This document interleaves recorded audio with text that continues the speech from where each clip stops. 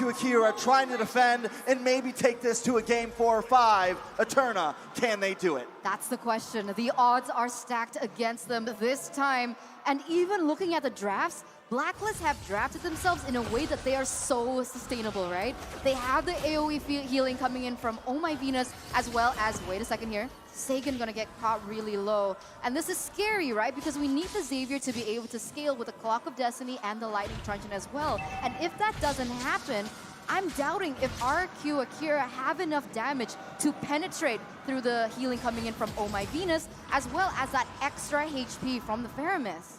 Yeah, already Blacklist being very aggressive. And it's almost surprising because you see the Estes and you expect there not to be too much, but they're just so good. They have so much faith in Oh My Venus that they're willing to just push forward and get as much damage in that mid lane as possible. Now, Edward and Takashi also having this faded anime battle, as Naisu predicted. Definitely very entertaining, but possible action up in the top side. Naisu, how do you feel about that matchup? Well, overall, I mean, it's really, I don't expect anyone to go down before that first turtle anyway, but, I mean, we didn't even get a chance to talk about the Blck pick, right, that much, because King rolling with this option here. Rolling. Literally, pun intended. The thing is we haven't seen Blck too much, but it's still a great utility tank jungler here. But already, you know, Luis doesn't have that Way of the Dragon, but should be able to get out just fine. And that's the thing, right? It's Wise that is going to be playing that Valentina like we saw here. And now you have that option, that dynamic. What ultimates do we take? How do we use it? Turtle coming up here in just a couple seconds.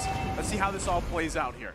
We'll see exactly how this pans out. Remember, RQ Brazil, they need Sagan to get that level 4, which he hasn't, but Takashi here already. Oh, they're gonna crash down on Wise. They already get the Cult Altar out here, but it's a first blood for Takashi. Able to secure himself the first one. Now Edward gonna be the focus, has to get back to the turret.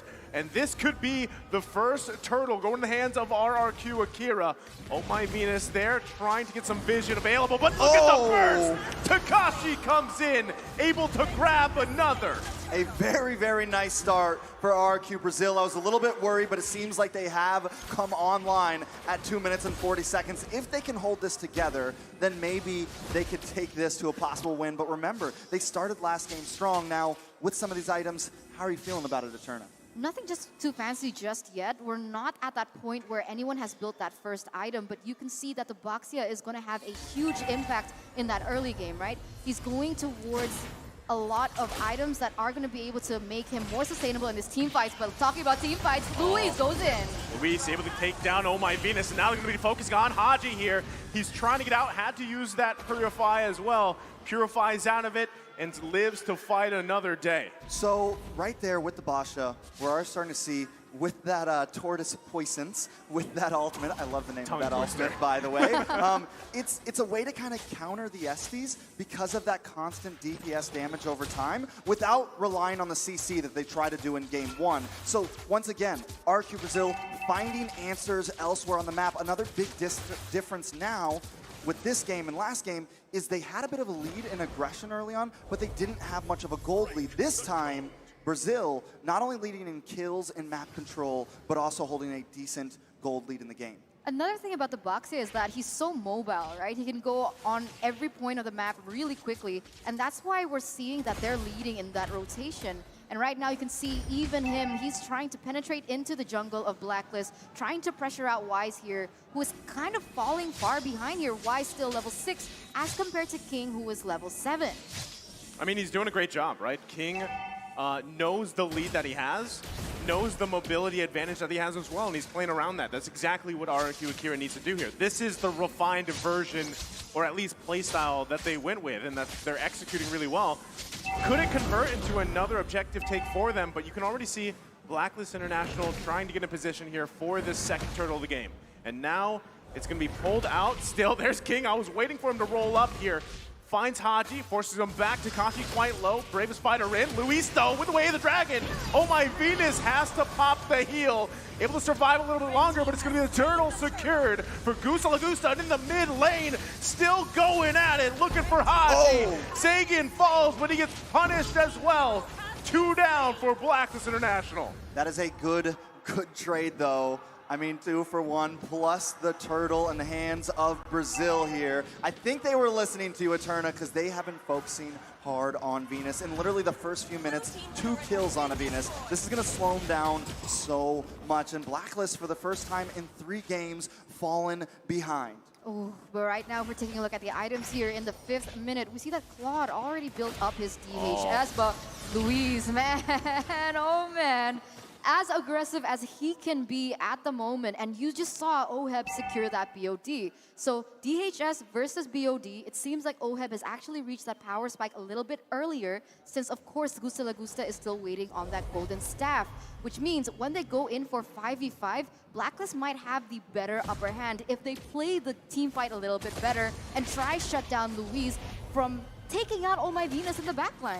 Yeah, I think this is the first time we've really seen Luis feel comfortable while playing along with Takashi, right? At least in the knockout stage. Both of them just having fun with this. Not only that, another big thing to point out, that gold lane tower is gone. And this is exactly what Gusta La Gusta wants. The only downfall, the only worry I have on my mind for Brazil right now is once again, no kills on Oheb. And I'm pretty sure he's already got that bod locked in. He's got the boots locked in. He's going to start dealing some damage if he gets involved into these fights, which will look at him already into the mid lane.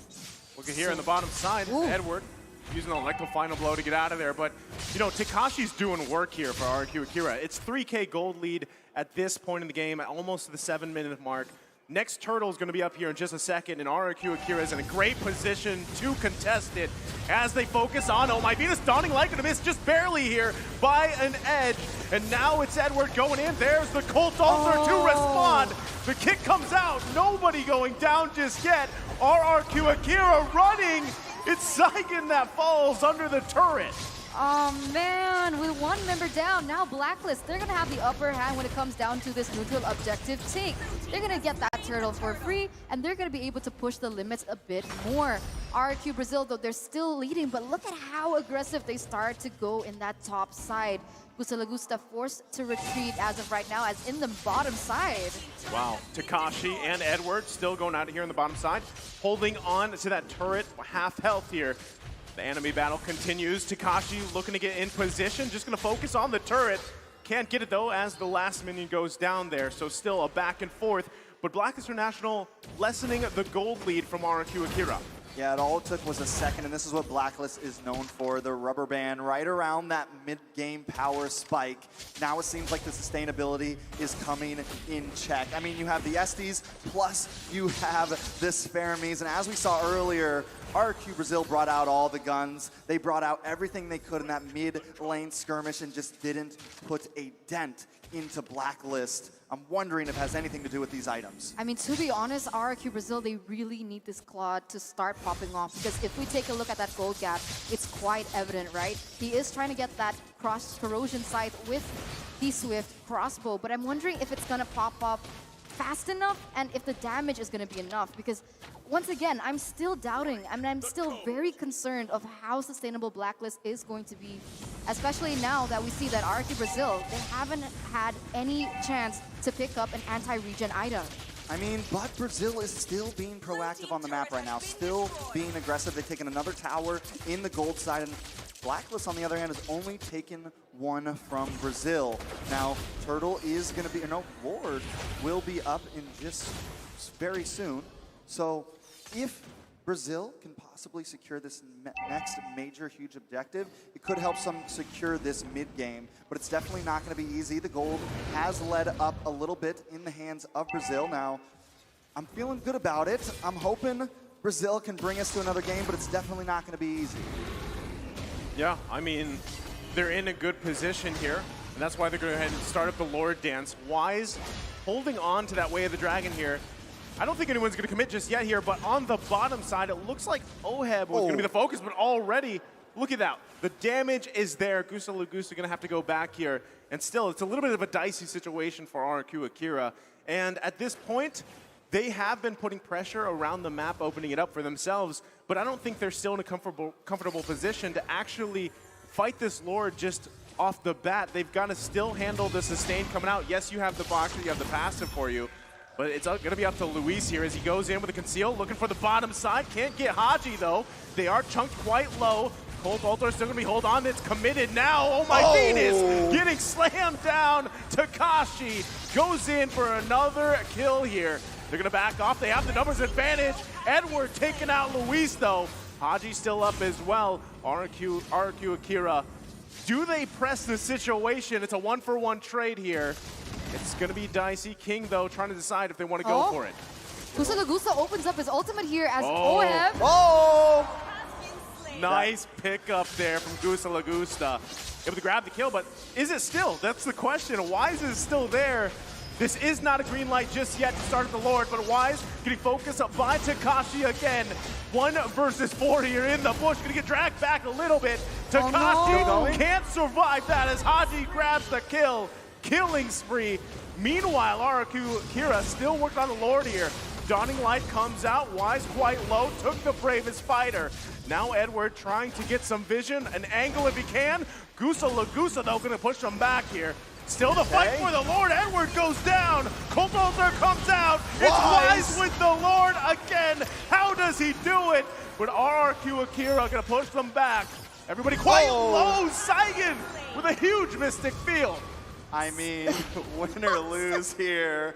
That was one intense Lord fight. And I like the fact that Brazil didn't force that Lord fight. They did lose out on the Lord, but overall, they're still kind of controlling the map here. They take another tower. Now, quick second, because Oheb's Beatrix has picked up 8 games in M, has been picked 8 games in M3 with an 87.5% win rate. You match that up with the Estes win rate from earlier for Venus, and it is definitely spelling out for trouble, Eterna. Oh, 100%. I mean, we're seeing the Filipino sniper himself go into action. I mean, need we remind you that he was the MVP of M3 Finals, right? And he even was able to pick out a skin for M3. So coming into this game, I'm not really sure if RQ Brazil want to do that same thing that they did. That fight was a little too prolonged, and when it gets prolonged like that, it feels like Blacklist has the upper hand because of the constant healing that is happening by Oh My Venus. Take him out, great, but you have to go in, try burst him down. But Haji,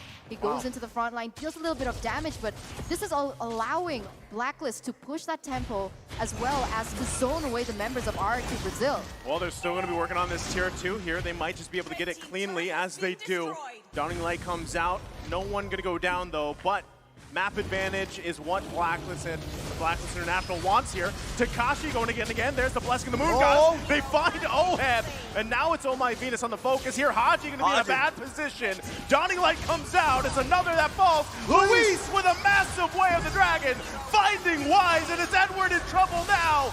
RQ Akira marching down the mid lane, totally taking out Blacklist International. That is insane, and they want to keep going. Takashi with that dive forward, taking care of these towers, pushing forward. Are we going to see a game 4? Brazil trying. Brazil going to push in. Haji holding on for dear life here. They've got the minion waves. It's only a couple seconds, and RQ Akira is going to do it. They extend the series as they take game number 3. RQ Akira coming back, rising from the ashes, and proving that the L is not for lose, but it is for learn.